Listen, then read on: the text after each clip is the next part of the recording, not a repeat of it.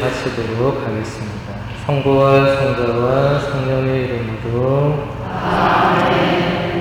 사랑의 삼위일체이신 하느님 생명의 깊은 친교에서 흘러넘치는 형제의 강물로 저희를 적셔주시고 예수님의 행적과 나자렛 성가정과 초기 그리스도교 공동체 안에서 오롯이 드러나는 그 사랑을 저희에게 베풀어 주소서. 저희 그리스도인들이 복음에 따라 살아가고 저희 한 사람 한 사람 안에 계신 그리스도를 알아 배우며 이 세상에 버림받은 이들과 잊힌 이들의 고통 속에서 십자가에 못 박히신 그리스도를 다시 일어서는 모든 형제 자매 안에서 부활하시는 그리스도를 뵙게 하소서. 오소서 성령님, 이 땅의 온 결의 안에서 빛나는 당신의 아름다움을 저희에게 보여주시어 모든 사람이 소중하고 필요하다는 것을, 모두가 하느님께서 사랑하시는 한 인류의 서로 다른 얼굴이라는 것을 저희가 깨닫게 해 주소서. 아멘. 이 기도는 어제 소개해드린 모든 형제들이라는 이 회칙에서 프란치스코 교황님이 마지막에 넣으신 교회 일치를 위한 기도입니다. 방금 우리 아드리아노 신부님께서 저를 소개해 주시면서 이제 같이 우리 로마에서 공부도 같이 했다고 이렇게 말씀을 해 주셔서 제가 잊고 있던 로마가 또 생각이 나네요. 같이 우리 최 신부님은 부산신학교도 이제 저하고 같이 이렇게 다녔고, 제가 조금 선배지만 또 제가 로마로 유학을 가니까 최 신부님이 이제 박사님이죠. 얼마나 뛰어났으면 신학생 때부터 공부를 시켜가지고 저는 신부 돼서 갔고 로마에 또 가 계시더라고요. 근데 마침 우리 최 신부님 그 신학교가 우르바노라는 신학교인데 그게 바티칸 바로 옆에 있습니다. 근데 제가 머물던 기숙사는 바티칸 바로 뒤에 있거든요. 그러니까 우르바노 신학교와 제 기숙사가 걸어서 한 15분 거리에 있었어요. 그래서 이제 자주 또 만나고, 우리 최 신부님이 뭐 다 잘하시지만 요리를 잘하셨어요. 요리를. 그래서 한 번씩 이렇게 날 더우면 삼계탕 같은 걸 직접 해가지고 저한테 형님 드시러 오십시오 이렇게 해서 가서 같이 이렇게 먹기도 하고. 근데 먹다가 우리 최 신부님 기숙사는 그게 신학교였기 때문에 10시가 되면 정문을 잠궈버렸어요. 그래서 제가 9시 55분까지 먹다가 급하게 나가고 막 이렇게 했던 기억이 아직도 생생합니다. 어제 이어서 계속 보도록 하겠습니다. 회칙 87항에서 교황님은 이런 말씀을 하십니다. 인간 존재는 자기 자신을 아낌없이 내어주지 않으면 살아가고 발전하며 충만에 이를 수 없도록 만들어졌습니다. 마찬가지로 다른 이들과의 만남이 없다면 자신의 존재를 온전히 인식하지 못합니다. 다른 이들과 소통할 수 없다면 나 자신과도 효과적으로 소통하지 못합니다. 다른 사람들과의 관계가 없다면, 사랑할 구체적인 얼굴들이 없다면 아무도 삶의 참다운 아름다움을 경험할 수 없습니다. 이것이 참다운 인간 존재의 신비입니다. 유대와 친교와 형제애가 있는 곳에 삶이 존재하기 때문입니다. 참다운 관계와 충실한 유대 위에 세워진 삶은 죽음보다 강합니다. 반면에 자족하며 섬처럼 살아가려는 곳에는 삶이 존재하지 않습니다. 이러한 태도들 안에서는 죽음이 지배합니다. 제가 어제도 말씀드렸지만 이 회칙이 작년 10월 3일에 반포가 되었고, 그때나 지금이나 코로나, 팬데믹, 감염병 상황은 똑같습니다. 그 상황을 교황님께서 염두에 두시고 우리 신자들에게 가장 인간적으로 중요한 것들, 가장 본질적으로 우리가 놓지 말아야 할 것들에 대해서 지금 계속 말씀을 해주시는 거거든요. 이 한 문장 한 문장이 대단히 중요하고 근데 아주 아름다운 문장들이죠. 인간은 자신을 아낌없이 내어주지 않으면 발전하고 충만히 이룰 수가 없도록 만들어졌다. 우리는 본질적으로 나를 다른 사람에게 내어주면서 완성에 이른다, 이런 거죠. 부부를 예로 들면 부부가 서로가 서로에게 서로를 완전히 내어주면서 하나가 되는 거죠. 친구도 마찬가지고 부모와 자녀도 마찬가지고 서로 내어주지 않으면 이 인간이 완성에 이를 수가 없게 된다. 또 다른 사람들과의 만남이 없으면 자신이 누구인지를 잘 모르게 된다.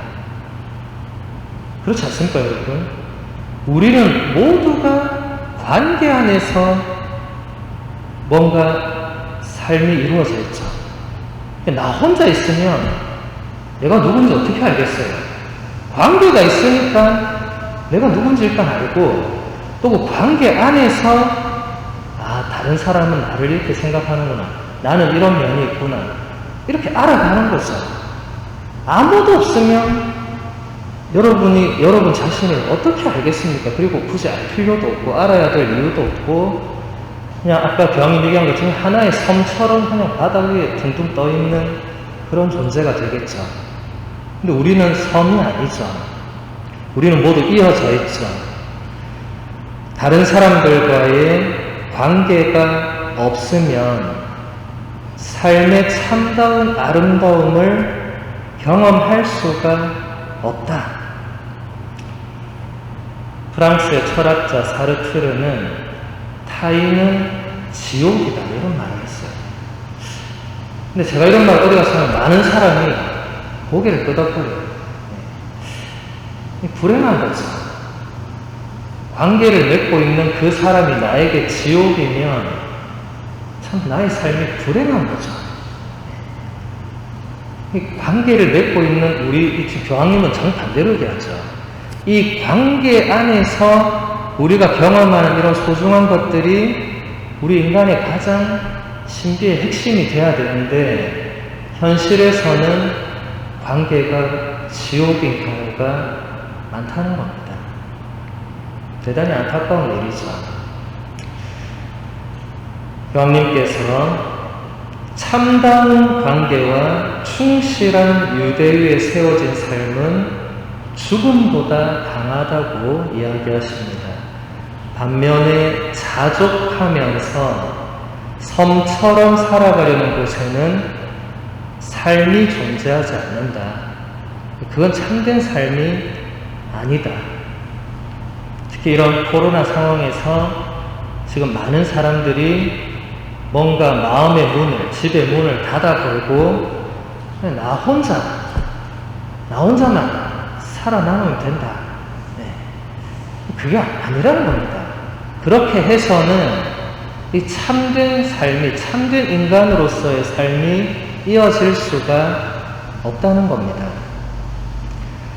92항에서 교황님은 이런 말씀을 하십니다. 인간 삶의 영적인 수준은 사랑으로 정의됩니다. 결국 사랑은 한 인간의 삶이 가치 있는 것이었는지 아니었는지를 최종적으로 판단하는 기준입니다. 그러나 자신의 위대함이 다른 사람들에게 자기 이념을 강요하는 것이나 진리를 격렬히 옹호하는 것 또는 힘을 과시하는 것이라고 생각하는 신자들이 있습니다. 우리 믿는 이들은 모두 다음의 사실을 깨달아야 합니다. 모든 것 가운데에서 으뜸은 사랑입니다. 결코 위험에 놓여서는 안 되는 것이 사랑이며 가장 큰 위험은 사랑하지 않는 것입니다. 첫 번째 문장이 굉장히 중요한데 인간의 삶의 영적인 수준이라는 표현을 교황님이 쓰고 있습니다. 네. 이런 표현 처음 듣죠? 저도 여기서 처음 봤어요. 네. 영적인 수준이 있다는 겁니다. 세속적으로는 사회적인 수준들이 있겠죠. 예전에는 아예 인간 자체가 노예도 있었고 주인도 있었고 이렇게 수준차가 있었죠. 예. 근데 영적으로도 이 서로 다른 이 등급들이 있다는 겁니다. 근데 그것은 사랑으로 그 등급들이 결정이 된다. 그러니까 아까 제일 마지막 문장에서 가장 큰 위험은 사랑하지 않는 것이다. 그러니까 전혀 사랑하지 않고 사는 사람은 영적으로는 가장 낮은 단계에서 삶을 살아간다는 거겠죠. 그렇죠? 예. 영적으로 높은 단계에 있다고 말할 수 있는 사람은 굉장히 사랑하기 위해서 애쓰며 살아가는 사람들이겠죠. 근데 놀랍지 않습니까, 여러분? 우리는 주로 영적으로 뭔가 깊다 하면 저 사람 기도를 굉장히 열심히 하고 막 매일 미사와 레지오와 막 이런 생각을 하는데 교황님은 그런 거 얘기 하나도 안 하고 사랑이 영적인 삶의 기준이다. 네. 이건 우리가 한번 진짜 집에 가서 다시 한번 생각해 봐야 됩니다. 다 여러분 신자니까 다 어느 정도 영적인 생활을 하고 계시기 때문에 나의 이 영적인 생활에서 사랑이 얼마만큼 지금 그 안에 있느냐, 나는 누구를 위해서 신앙생활을 하느냐, 이런 거 좀 생각해 봐야 되겠죠. 교황님이 여기서 이렇게 얘기합니다. 모든 것 가운데서 으뜸은 사랑입니다. 근데 이거 어디서 많이 들은 것 같지 않아요? 이거 어디서 들었습니까? 이 성경에 이미 나와서 누가 이런 말을 했어요? 바오로 사도 코린토일서 13장 사랑의 대창가에 보면 바오로 사도가 이런 말을 하죠. 내가 이제 가장 훌륭한 길을 여러분에게 보여드리겠습니다 하면서 뭐라고 하죠? 내가 인간의 여러 언어를 말하고 내가 심지어 천사의 말을 하고 내가 예언을 하고 내가 산을 옮길 수 있는 그런 믿음을 가지고 지식을 가지고 그런 걸 모두 다 가지고 있다 하더라도 나에게 사랑이 없으면 그 모든 것은 아무런 소용이 없다 하면서 이제 그 뒤에 사랑은 친절합니다. 사랑은 무례하지 않습니다 하면서 사랑이 어떤 것인지를 쭉 얘기한 다음에 제일 마지막에 뭐라고 하죠? 믿음과 희망과 사랑은 계속 될 것입니다. 이 세 가지를 우리가 뭐라고 하죠? 향주 삼덕이라고 하죠. 향할 향자, 주인 주자, 석삼자, 덕덕자죠.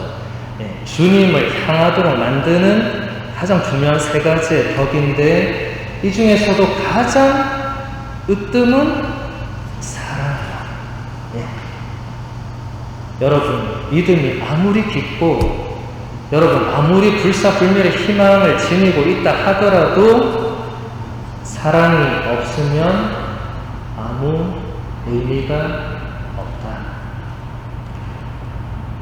우리 사제들은 사제가 되기 전에 평생의 모토를 하나씩 정합니다. 거의 대부분 성경 구절로 서품 성구를 정하죠. 제가 사제가 될 때 정한 저의 서품 모토가 나에게 사랑이 없으면 나는 아무것도 아닙니다 라는 이 바오로 사도의 이 고백을 저의 평생의 모토로 삼았습니다. 그래서 이 서품 모토를 제가 상본을 이렇게 가지고 왔어요. 이 그림 잘 안 보이시겠지만 이 그림과 글씨를 제 어머니가 직접 묵상을 하고 그림을 그리고 글씨를 쓰셨습니다. 그래서 여러분들이 나가실 때 제가 선물로 드릴 테니까 가져가시면 됩니다. 이 보시면 이 그림이 이 사랑이 없으면 아무것도 아니라는 것을 굉장히 심오하게 표현을 해놨어요. 나가실 때 가져가시고, 아무튼 중요한 것은 우리가 하고 있는 이 모든 일에서 그 안에 사랑이 빠지면 그 진짜 아무것도 아니다. 의미 없다. 아무것도 아니란 말은 그건 없는 것과도 같은 거죠. 사랑하지 않고서 우리가 하는 모든 일은 그 의미 없는 겁니다. 반대로 말하면 사랑하면서 하는 가장 작은 일도 의미가 있는 겁니다. 여러분 성녀 소아데레사 들어보셨죠? 소아데레사 성녀는 15살에 가르멜 수도에 들어가서 24살에 거기서 돌아가셨어요. 9년밖에 수도 생활 안 하셨고 수녀원 밖을 한 번도 안 나왔습니다. 근데 성녀가 됐어요. 성녀가 된 이유가 뭡니까? 그분이 수도원 안에서 주어진 모든 그 일들을 하느님을 향한 사랑으로 다 하셨습니다. 그분의 자서전에 잘 나와있죠. 성녀 소아데레사 자서전 꼭 한 번은 읽어보시기 바라고, 그분이 한 일은 평생 거기서 바느질하고 빨래하고 청소하고 설거지하고 기도하고 미사드리고 그게 다였어요. 누가 보면 저기 성인이 될 큰 업적이나 그런 거 없었습니다. 그런데 소아데레사 성녀의 자서전이나 다른 작품들에서 보면 그 작은 일 하나를 주님을 향한 그 불타는 사랑으로 했다는 거죠. 우리도 그렇게 해야 되고 그렇게 하려고 노력할 때 그 작은 일들, 하찮은 일들, 알아주지 않는 일들, 그런 게 의미가 있고 하느님 마음에 드는 봉헌물이 될 수 있는 겁니다. 119항에서 교황님이 이런 말씀을 하십니다.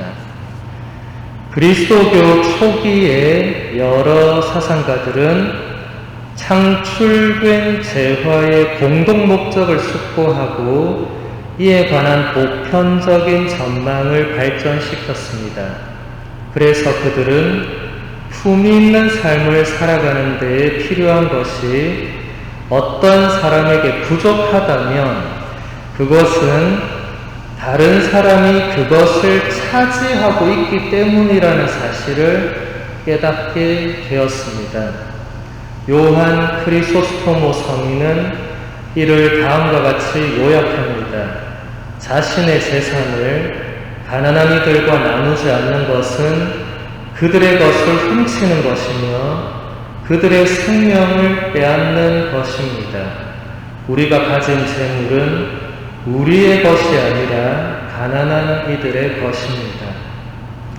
대그레고리오 성인의 말씀대로 가난한 이들에게 필수적인 물건들을 줄 때 우리는 그들에게 우리의 것을 선물로 베풀어 주는 것이 아니라 그들의 것을 돌려주는 것입니다. 프란치스코 교황님은 제가 어제도 얘기했지만 가난한 성자인 프란치스코 성인의 이름을 선택했습니다. 그리고 철저히 가난을 추구하는 삶을 살아오시고 있습니다. 한결같이. 그리고 교황님 딱 되자마자 뭐라고 하셨냐면, 저는 가난한 이들의 가난한 교회를 원합니다. 이렇게 얘기했어요. 이게 무슨 말입니까?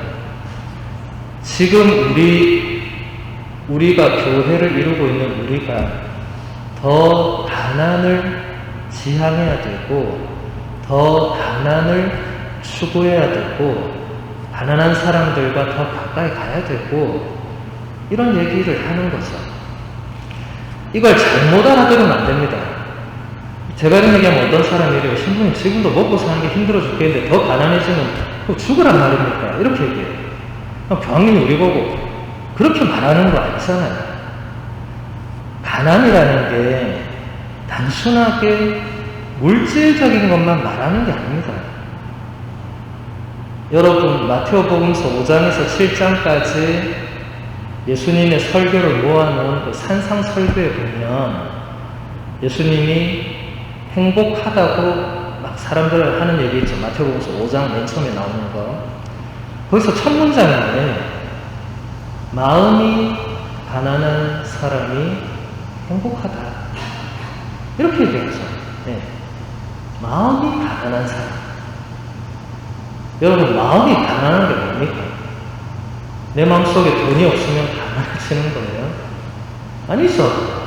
그러니까 가난이라는 게 우리가 이 자본주의 사회에 살고 아무래도 그 영향을 받다 보니까 가난하면 돈이 없다 이거랑 바로 직결되는 이런 게 많아요. 근데 우리 교회에서는 그리고 성경에서는 또 교황님이 말씀하시는 가난은 그런 자본주의가 말하는 가난하고 다른 겁니다. 물론 아까 이 성인들이 말한 것 가난한 사람을 도와줘야 된다 할 때는 진짜 물질적으로 궁핍한 사람들을 우리가 도와줘야 된다는 의미가 있지만 근본적으로 마음이 가난하다 라고 할 때는 마음속에 돈이 없어서 가난 이렇게 생각하시면 안 되고 그 가난의 의미 자체를 다시 생각해 봐야겠죠. 무엇이 가난인가? 교황님이 가난한 교회, 가난한 사람들의 가난한 교회를 원한다고 하셨으면 그게 무슨 말일까 생각해 봐야 되겠죠. 지금 우리가 살아가는 나 자신의 마음속에 그 바라거나 원하는 것들 이런 것들을 한번 생각해 보면 내 마음이 가난한지 그렇지 않은지 확인할 수 있습니다. 예를 들면 어떤 사람이 무엇을 가지고 싶어서 뭘 샀어요. 우리 자매님들은 이제 옷을 이제 좀 사셔야 됩니다. 옷을 샀어. 근데 다음날 옆에 자매를 보니까 더 예쁜 드레스를 입고 왔네. 너가 어디서 샀어? 너 저 창원 어디 백화점에서 샀다. 나도 가봐야겠네. 또 갔어. 그것도 샀네.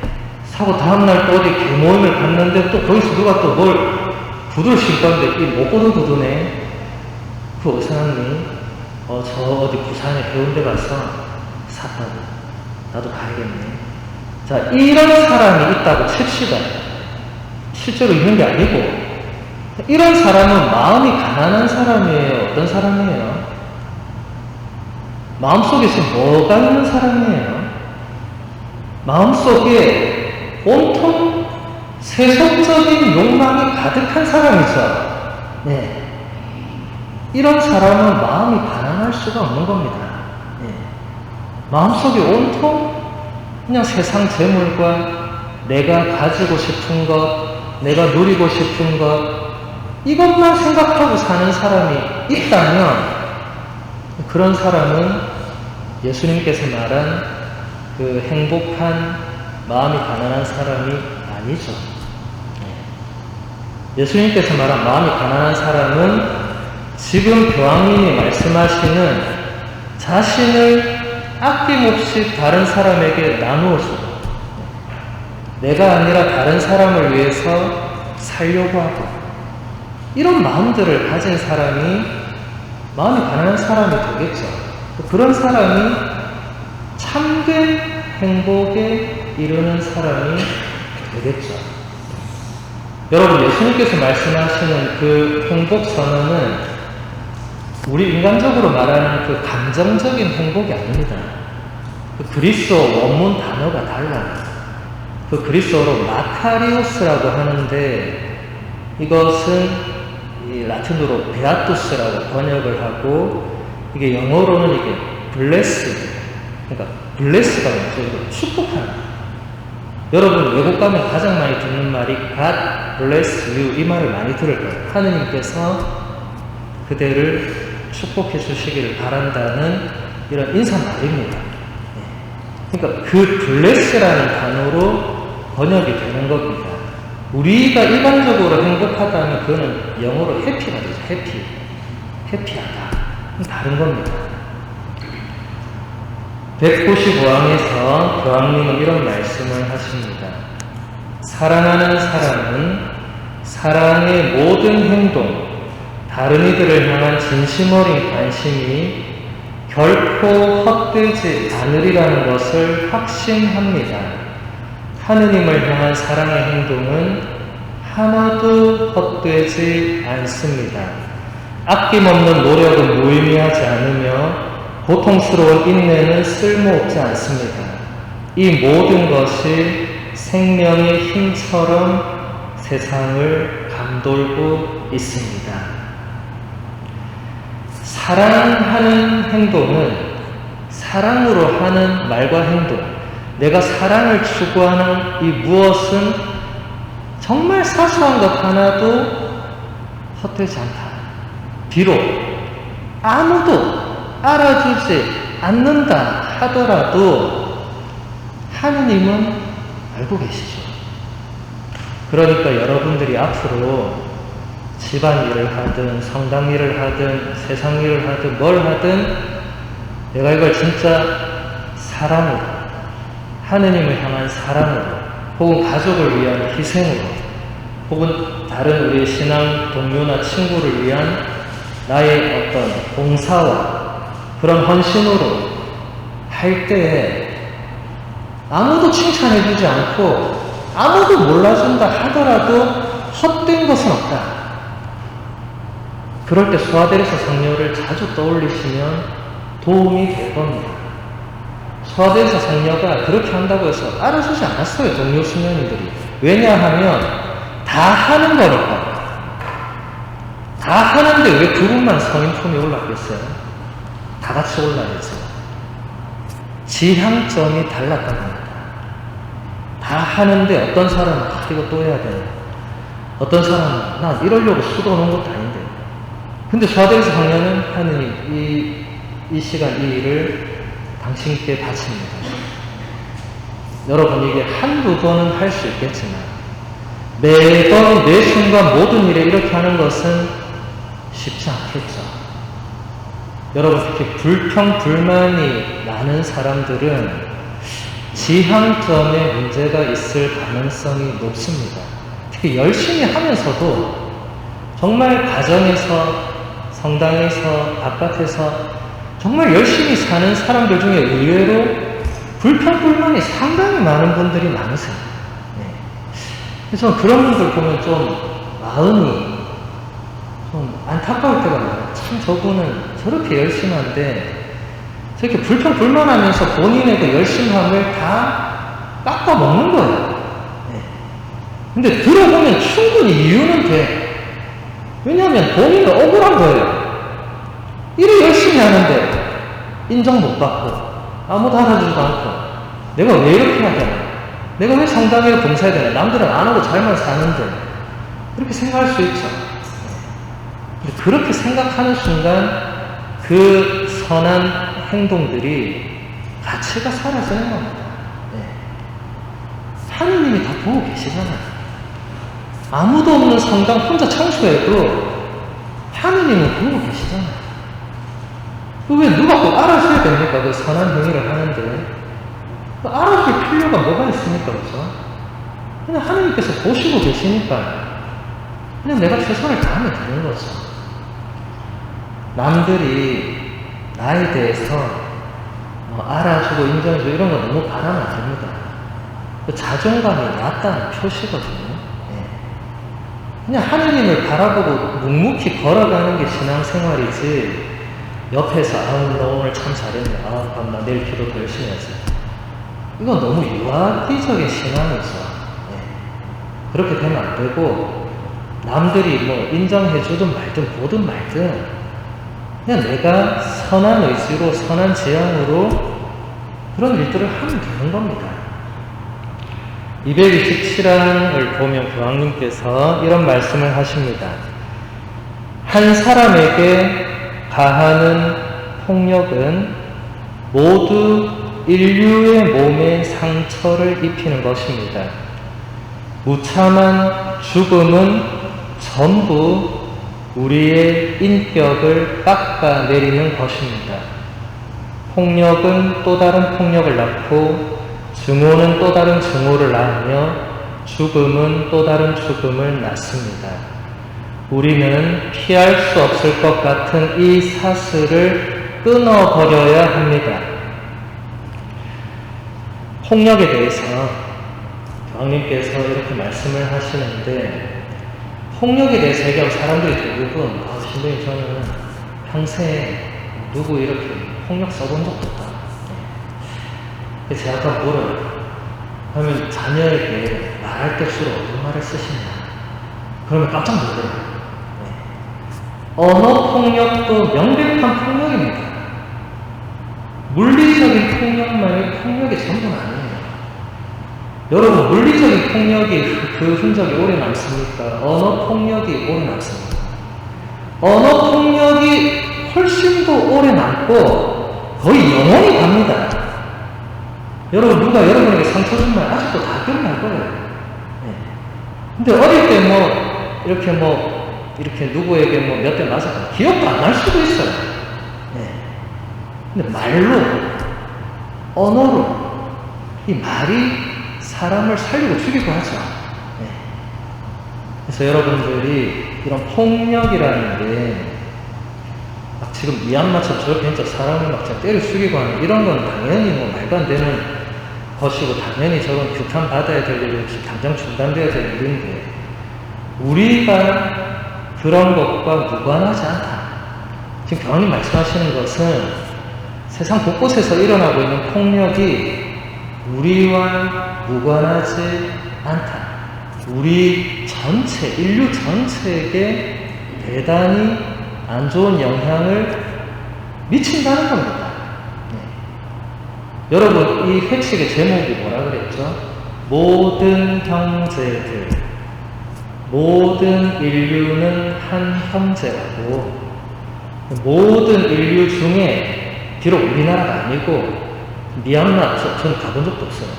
그렇다고 해도 그쪽에서 일어나고 있는 폭력이 우리에게도 좋지 않은 영향을 준다는 겁니다. 그냥 우리가 뉴스 보면서 저 참 안 됐네, 기도 열심히 해야 되겠네, 이 차원이 아니고, 교황님이 뭐라고 하셨어요? 한 사람에게 가하는 폭력은 모두 다 인류의 몸에 상처를 입히는 것이다. 모든 형제들에게 그 아주 사소한 관계 안에서의 그 폭력이 모두에게 상처가 된다. 그러니까 여러분 가정 안에서부터, 또 이 상당에서, 직장에서, 여러분 관계 안에서 폭력의 사슬을 끊어야 됩니다. 폭력의 악순환을 끊어야 됩니다. 쉽지 않습니다. 왜냐하면 우리는 본능적으로 눈에는 눈, 이에는 이게 있거든. 누가 나한테 욕을 주는 말을 하는데 반드시 갚아야 돼. 안 갚으면 이제 속이 터지고 막 잠을 못 자고 막 이러잖아요. 그러면 악순환은 계속 되는 거죠. 네. 폭력은 또 다른 폭력을 낳습니다. 누군가는 끊어야죠. 여러분, 군대에서 왜 폭력이 계속 발생합니까? 맞은 놈이 다른 사람을 또 때리니까 또 발생하고 그럼 또 맞은 놈이 또 이렇게 되는 겁니다. 정말 지긋지긋하죠. 누구 한 사람도 나는 이제 안 해야지. 이렇게 안 하는 겁니다. 그렇게 해야 세상이 바뀌겠죠. 이렇게 했던 분들이 수많은 성인 성녀들이고 가장 근본적으로는 예수님이 그렇게 했죠. 예수님은 십자가만한 폭력이 있겠습니까? 그죠? 그 십자가 앞에서도 받아들였죠. 그리고 더 이상 그것을 그들에게 다른 형태로 보복하거나 그들을 벌하거나 하지 않고 뭐라고 기도했습니까? 당신을 못 받고 있는 사람들을 위해서 하느님께 아버지, 저들을 용서해 주십시오. 저들은 지금 자기들이 무슨 일을 하고 있는지 모릅니다. 이렇게 기도하셨죠. 여러분, 예수님도 우리와 똑같은 인간이셨다는 것을 이럴 땐 기억해야 됩니다. 우리와 똑같은 인간이셨어요. 그런데 못 받고 있는 사람을 위해서 용서의 기도를 하는 건 쉬운 게 아닙니다. 많은 사람들이 그 구절에서 예수님이니까 그렇게 했겠지. 그렇게 생각하면 안 됩니다. 그럼 그 말 이면에는 뭐가 깔린 거예요? 나는 그렇게 할 수 없다. 예수님 그렇게 해도 되고 나는 안 돼. 나는 누가 내한테 살짝 뭐 바늘 하나 찌르면 가서 못 박아야 돼. 이런 마음이 있는 거죠. 그러면 폭력의 악순환은 끊어질 수 없는 겁니다. 우리가 계속 그렇게 폭력의 악순환 속에 살고 있으면 사르트르의 말처럼 타인이 지옥이 되는 거죠. 그 사람이 내 눈에 보이든 안 보이든 지옥입니다. 안 보여도 생각나고 보이면 더 뭔가 보복을 해야 돼요. 이게 사람 사는 세상이에요. 이게 지옥입니다. 지옥이 따로 있는 게 아니에요. 그래서 우리가 생지옥이란 말 쓰잖아요. 이게 무슨 말입니까? 살아있는 지옥이 있다. 죽고 나서 어디 가는 게 아니고 살아있는데 이게 뭔가 지옥 같은 삶이 있다. 안 된다는 거죠. 우리가 끊어내야 된다는 겁니다. 241항에서 교황님은 이런 말씀을 하십니다. 우리는 한 사람도 제외하지 말고 모든 사람을 사랑하라고 부르심을 받았습니다. 그런데 억압자를 사랑하라는 말은 억압자가 계속 억압을 해도 그것을 용인하라는 의미가 아닙니다. 또한 그가 자신이 한 짓이 용납될 수 있는 거라고 생각하게끔 만들라는 의미도 아닙니다. 정반대로 그 억압자를 사랑하는 좋은 방식은 여러 가지 방법을 써서 그가 억압을 멈추게 만들고자 노력하는 것입니다. 또한 그가 사용할 줄도 모르고 인간으로서의 그를 변질시켜버린 권력을 내려놓게 하는 것입니다. 용서한다는 것은 누가 자기 자신과 다른 사람의 존엄을 계속 짓밟는 것을 용납한다거나 범죄자가 계속 범죄를 일으키는 것을 내버려 둔다는 의미가 아닙니다.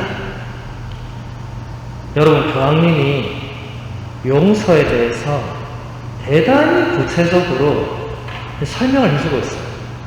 우리는 용서하라면 막연하게 그냥 다 그래 받아들여야 되고 이렇게 생각하죠. 근데 그러니까 용서가 안 돼. 왜냐하면 그냥 받아들이려니까 이게 너무 나한테는 억울하고 열받는 게 많으니까.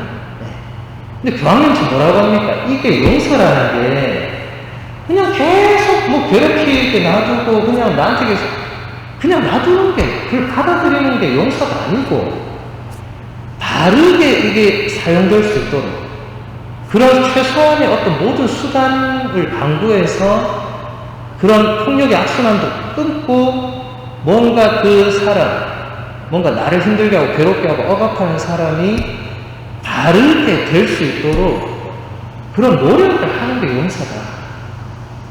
그냥 다 받아주고, 지금 제가 또 요즘 미얀마 계속 이게 심각하니까. 미얀마의 그 군부 그 일으킨 사람이 계속 저러고 있는데 한쪽에서 그렇지 용서해라. 이게 아니라는 겁니다. 그 용서하라는데 계속 사람 죽이고 있는데 그 용서하는 게 무슨 의미가 있습니까? 안 됐어. 지금 교황님 표현으로 그대로 적용하면 그 사람이 그 자리에서 내려오도록 만드는 게 용서다. 놀라운 표현이죠. 네.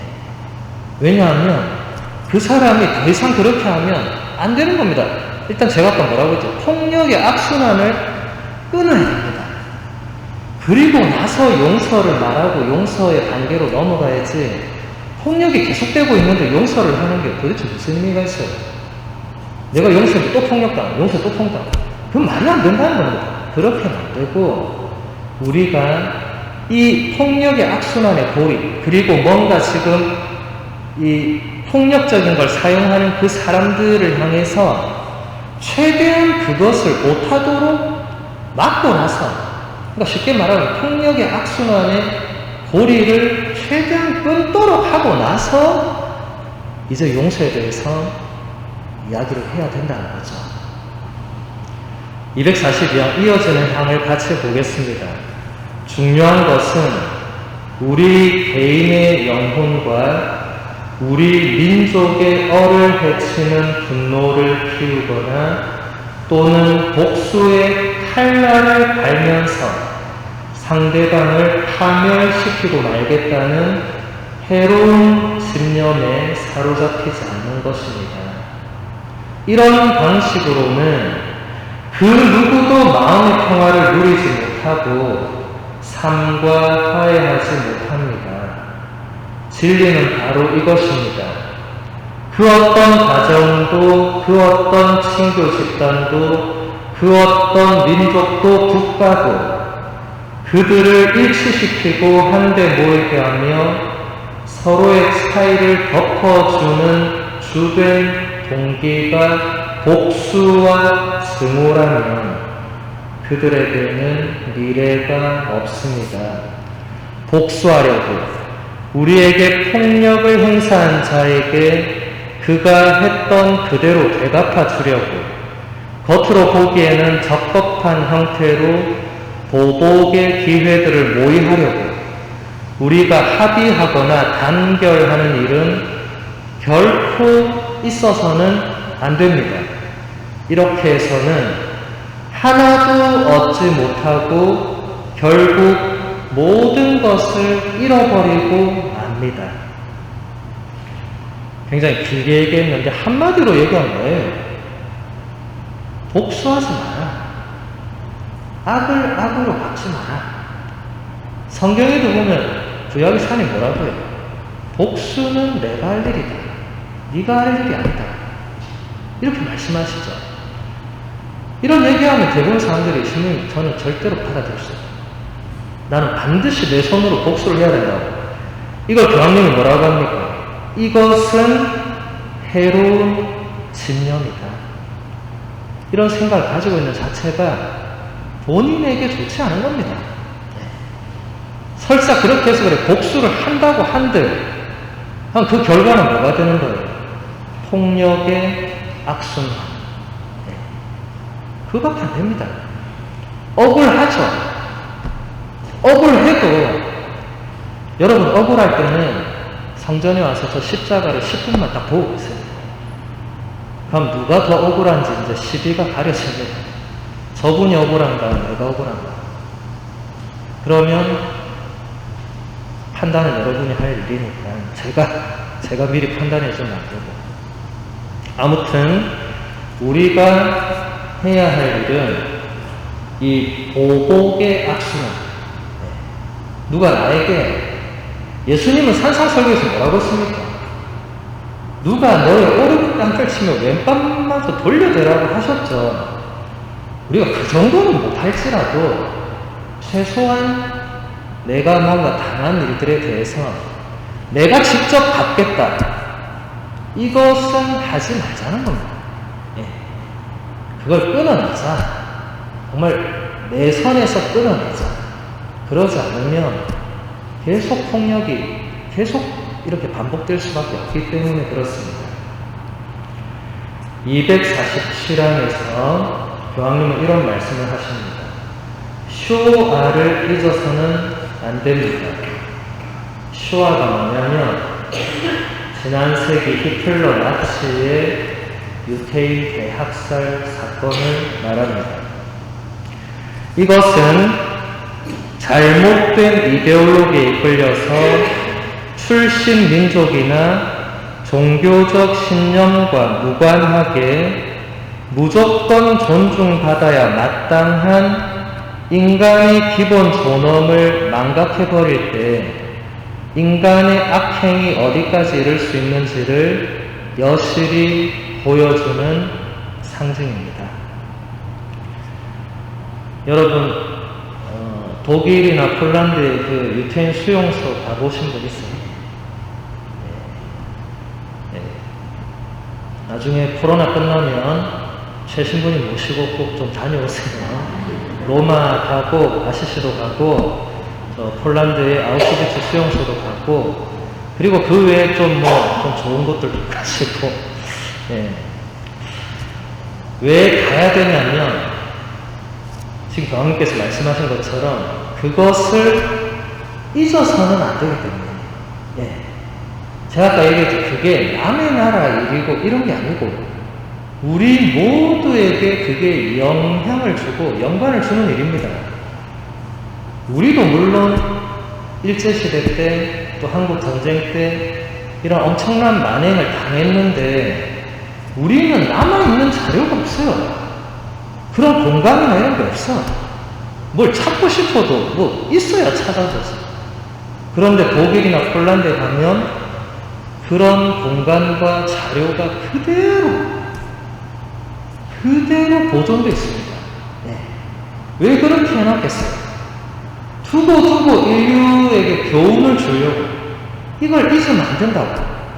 인간이 이렇게도 될 수 있다고. 그래서 남겨놓은 거죠.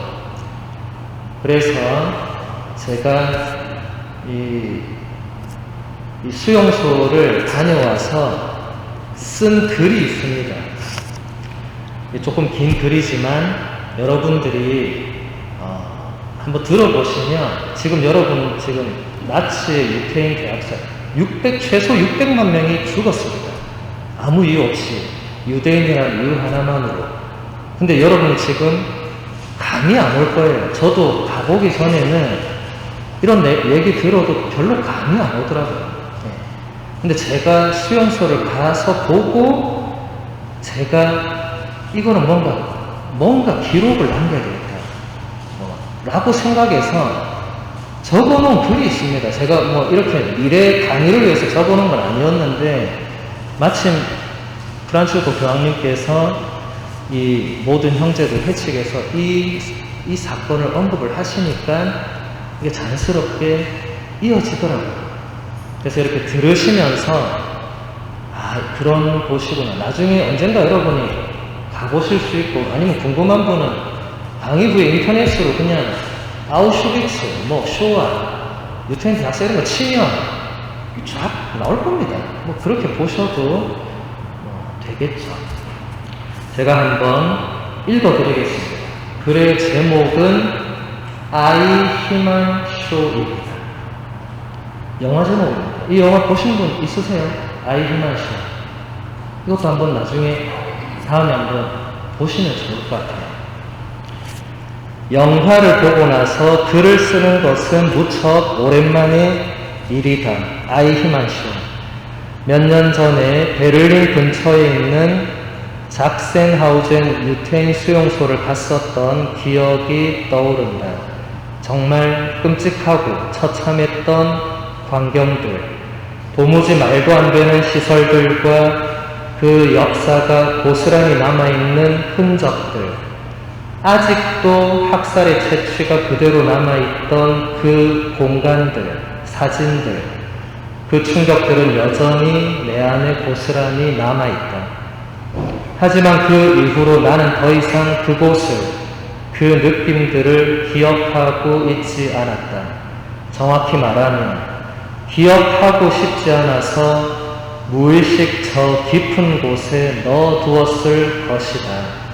그래서일까 그 이후로는 단 한 번도 그곳의 역사에 대해서 누군가와 심도 깊은 얘기를 나눈 적이 없었다.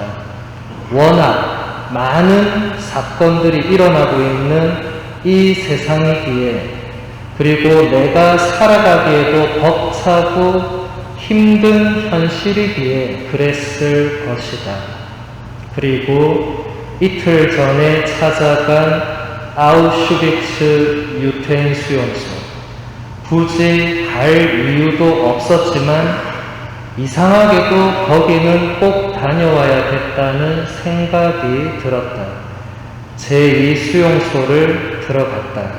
밖에서부터 수용소 안에까지 길게 이어져 있는 철도, 이 철길 위로 얼마나 많은 유대인들이 기차에 실려서 이곳으로 왔을까. 기찻길 옆에는 이름 모를 예쁜 꽃들이 많이 피어 있었다. 그런 장소의 자연이 아름답다는 것이 그 순간 정말 놀라운 모순으로 다가왔다. 이렇게 아름다운 자연도, 그런 역사의 순간에는 거기 있던 사람들이 아무도 그 아름다움을 느끼지 못했으리라는 생각 때문이었다. 수용소와 바깥 사이에 긴 철조망이 눈에 들어왔다. 그때는 분명히 고압의 전류가 흐르고 있었을 것이다. 수용된 사람들이 도망갈 수 없도록. 철조망 밖의 세상은 그저 똑같은 세상이었다. 하지만 지금 보기에도 그 철조망을 넘어가는 것은 쉬워 보이지 않았다. 그때는 어땠을까? 얼마나 많은 사람들이 그 철조망을 넘으려다가 목숨을 잃거나 붙잡혀서 끔찍한 고문을 당했을까? 잘은 모르지만 가축 우리에도 고압 전류를 흐르게 해놓지는 않을 것이다. 제2 수용소는 너무나도 넓었다. 그 광활함이 나를 더 숨막히게 만들었다. 이렇게 넓은 곳에 도대체 얼마나 많은 사람들을 가두어 놓았으며 그들에게 무슨 짓을 했을까? 죽기 전에 그들이 당한 모든 것들을 우리가 다 알 수는 없다. 그저 끔찍하고 잔인한 고통을 당했다는 것 밖에는. 제1 수용소를 들어갔다. 시간이 많지 않아서 모든 곳을 다 둘러볼 수가 없어서 사람들이 많이 가는 곳을 따라갔다. 1 수용소에는 2 수용소와는 달리 그때의 사진들과 독일의 패전 이후에 그곳에 남아있던 물건들이 많이 보존되어 있었다. 그 모든 것을 지금 여기에 어떻게 다 적을 수 있을까? 그래도 적을 수 있을 만큼 적어야 한다. 내가 그들을 위해서 할 수 있는 일이 너무나도 없기 때문이다.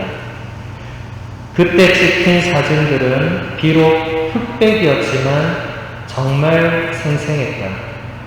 수용소로 끌려온 사람들의 표정들을 마주하는 것은 너무나도 극심한 고통이었다. 그들의 눈빛은 불안과 공포로 가득 차 있었다. 그들은 유럽 곳곳에서 붙잡혀서 기차를 타고 아우슈비츠로 끌려온 사람들이었다.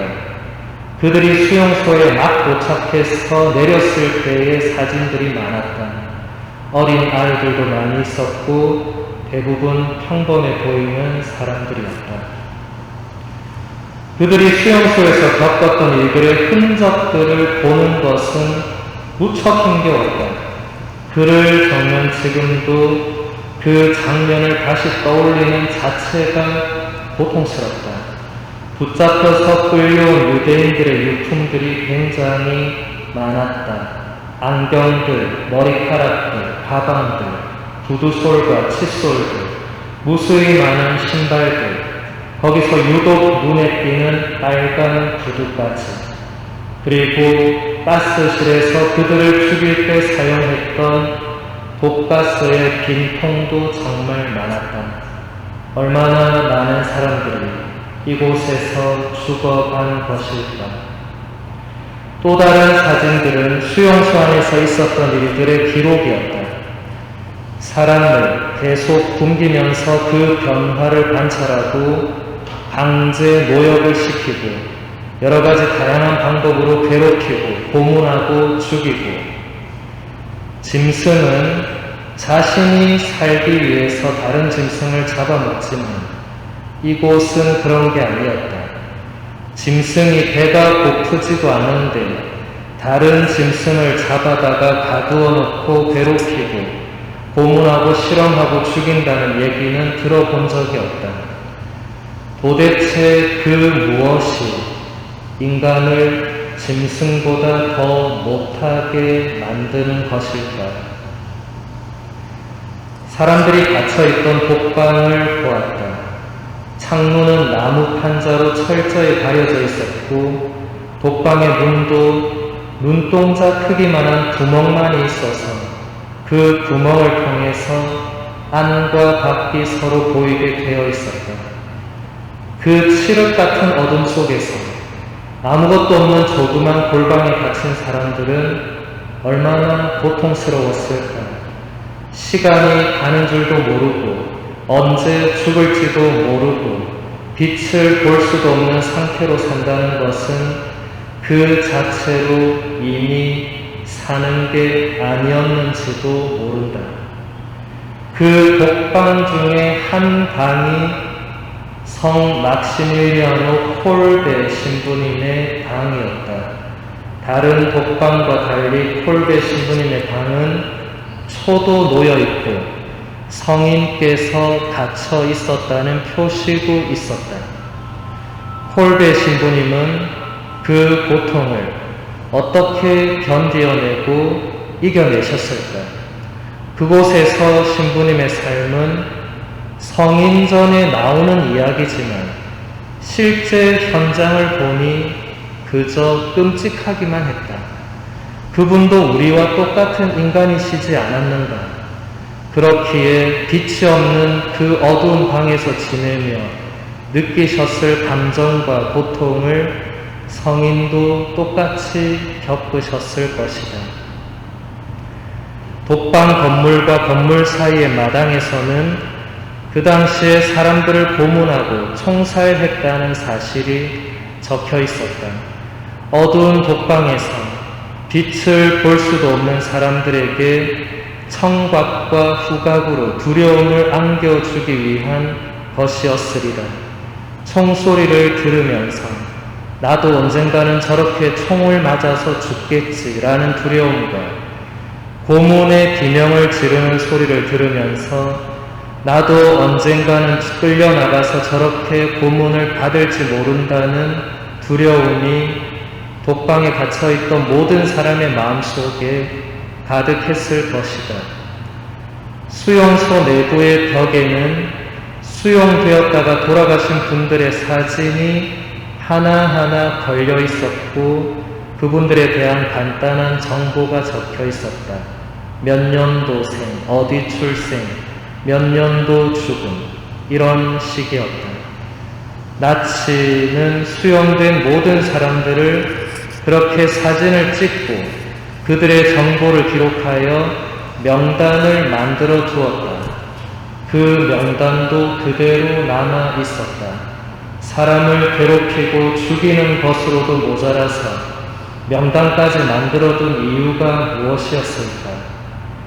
나는 그분들의 얼굴을 제대로 쳐다볼 수 없었다. 그들의 죽음에 후대의 모든 인류가 책임이 있음을 느꼈기 때문이다.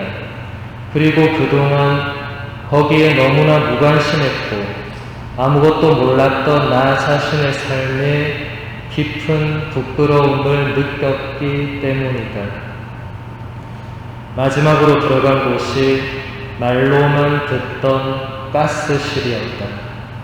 가스실 입구에는 이곳에서 수많은 사람들이 죽었으니 침묵을 지켜달라는 글귀가 적혀 있었다.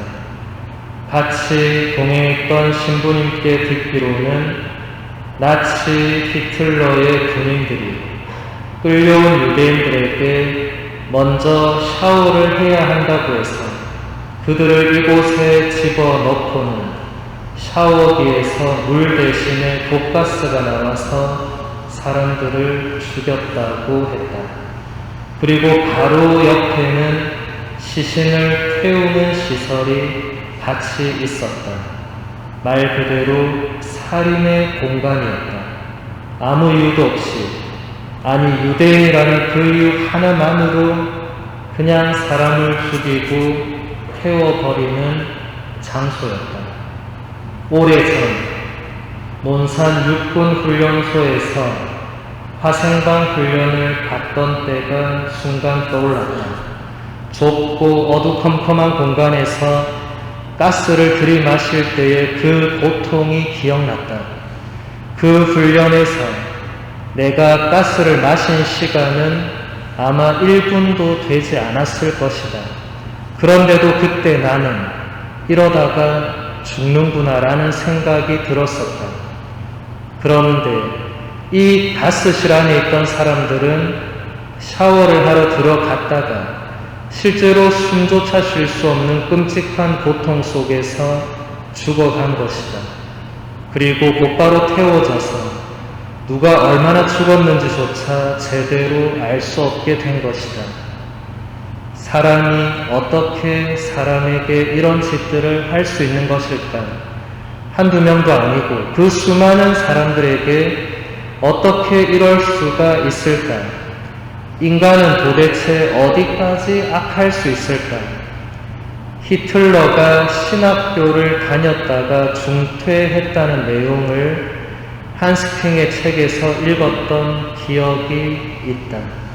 그게 사실이라면 이 현실을 나는 어떻게 이해해야 할까? 그리고 듣게 된 이름 아이히만. 그래서 수용소를 다녀오자마자 곧바로 본 영화가 바로 아이히만 쇼이다. 이 영화는 실제로 이스라엘에서 있었던 아이히만 재판의 준비와 그 과정에 대한 이야기였다. 그리고 영화 중간중간에 실제 수용소의 장면들과 재판 상황들을 보여주었다. 수용소에 가서 사진으로 보았고 흔적만 느꼈던 장면들을 잠시나마 영화를 통해 실제로 보는 것은 더 충격이었다. 그리고 수용소 생존자들의 증언이 계속 이어졌다. 그들의 증언은 정말 생생했고 듣고 있던 청중들과 보고 있던 수많은 이스라엘 사람들은 그것을 받아들이기 힘겨워했다. 그들의 증언에 관한 실제 영상들을 다시 회상하는 것도 이렇게 고통스러운데 그 자리에 실제로 있었던 이스라엘 사람들의 고통은 어떠했을까? 나에게 가장 강렬하게 다가왔던 영상은 앙상하게 뼈만 남아있는 무수한 시신들을 불도저가 한쪽으로 밀어내고 있는 장면이었다. 불도저가 목재나 철판이 아니라 수많은 사람들의 시신을 마치 목재나 철판처럼 밀어내고 있는 장면은 정말 인간의 존엄이 과연 어디에 있는지 도무지 생각할 수 없게 만드는 것이었다. 그리고 그 순간 갑자기 또 하나의 기억이 떠올랐다. 베를린 한가운데 있는 유대인 학살 기억 공간에서 예전에 보았던 사진 하나. 그 사진도 이 영상과 똑같이 불도저가 시신들을 밀고 있는 것이었다. 사진 속에서 불도저를 운전하고 있던 사람은 입에 파이프 담배를 물은 채 웃고 있었다. 그 사람이 그 순간 왜 웃고 있었는지 나는 알 수 없지만 수많은 시신들을 불도저로 밀고 가면서 담배를 입에 물고 웃는 모습을 도대체 어떻게 이해해야 하는 것인가? 아이히만의 재판을 촬영하는 감독은 아이히만의 표정 변화에 굉장히 집중했다. 그리고 어떻게 사람이 자신을 통해서 저질러진 끔찍한 일들에 관해서 듣고 있으면서도 눈 하나 깜짝하지 않을 수 있는지에 대해서 끊임없이 질문했다. 정말 실제 재판 장면에서 아이히만은 모든 재판 과정에서 아무런 표정 변화를 보이지 않았다. 그리고 자신에게 적용된 모든 혐의에 대해서 무죄를 주장했다. 그는 그저 자신은 유태인 학살을 제안했을 뿐 책임은 없다고 말했다. 그의 제안이 받아들여져서 600만 명이라는 어마어마한 숫자의 유태인들이 끔찍한 고통과 죽음을 당했지만 제안자가 자신은 책임이 없고 무죄라고 주장하고 있는 것이었다. 영화 속의 감독은 우리도 아이히만처럼 될 수 있다고 말했다. 그렇기 때문에 그는 재판 과정에서 집요하리만큼 아이히만의 표정 변화를 주목했다. 하지만 아이히만은 끝내 별다른 변화를 보이지 않았다. 그리고 역사적으로 그는 사형 선고를 받고 교수형에 처해져서 시신은 바다에 뿌려지게 되었다. 나도 영화 속 감독 덕분에 실제 영상의 아이히만의 표정을 유심히 보게 되었다. 그는 정말로 아무렇지도 않아 보였다.